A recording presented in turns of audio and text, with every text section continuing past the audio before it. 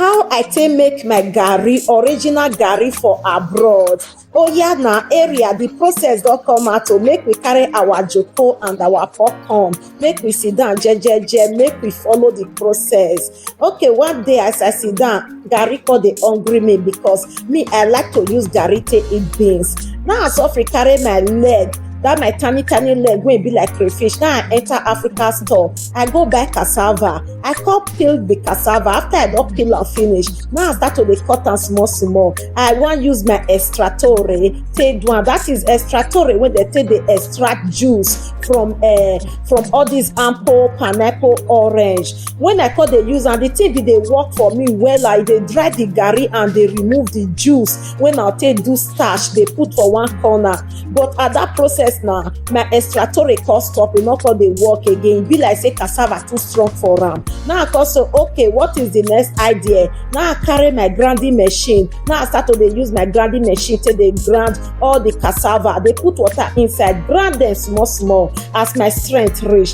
After I dey cut all the garri out, dey put them inside small.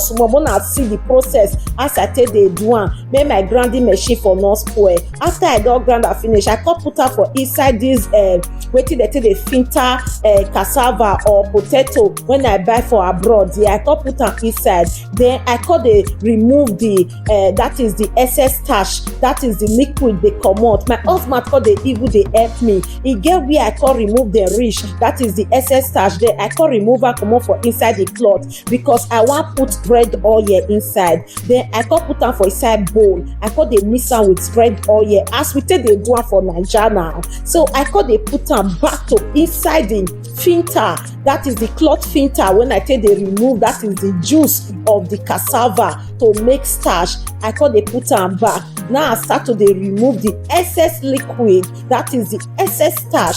I come dey filter all of them, dey comot. See where I put am for my sink. Then I come carry this my rolling pin, I come dey use am take dey remove the excess water. My husband help me well because na know say person wey fat and person wey no fat no be the same. So see the garri don already dry.